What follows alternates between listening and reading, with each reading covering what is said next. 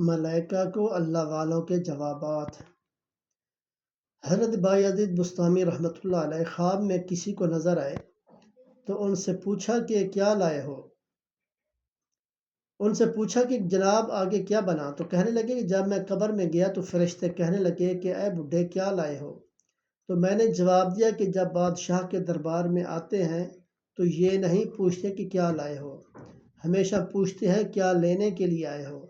میری بات سن کر فرشتے مسکرا پڑے اور کہنے لگے کہ اس کا یقین پکا ہے، اور وہ وہاں سے چلے گئے۔ حضرت جنید بغدادی رحمۃ اللہ علیہ خواب میں نظر آئے۔ کسی نے کہا جی آگے کیا بنا؟ تو انہوں نے کہا کہ فرشتے آئے تھے، کہنے لگے مر ربو کا، تیرا رب کون ہے؟ تو میں نے ان کو بتایا کہ میرا رب وہی ہے جس نے تمہیں حکم دیا تھا کہ آدم علیہ السلام کو سجدہ کرو۔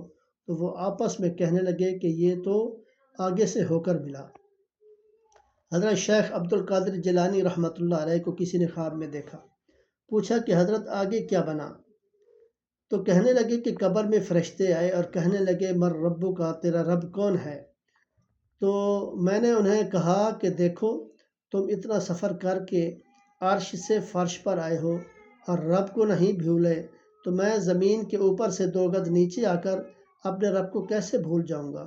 تو یہ اللہ والوں کو جو ہے انہوں نے اللہ کے ساتھ دل لگایا ہوتا ہے، اور ہر وقت جو ہے انہوں نے اللہ اللہ کی ہوتی ہے، اللہ کو راضی کر کے آتے ہیں، تو پھر وہ ایسے ہی جواب دیتے ہیں۔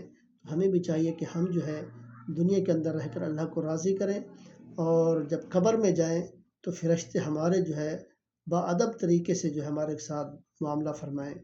تو ان کو چاہیے کہ وہ ہر وقت جو ہے اللہ کو راضی کریں۔ دعا ہے اللہ تعالیٰ ہم سب کو عمل کی توفیق عطا فرمائے۔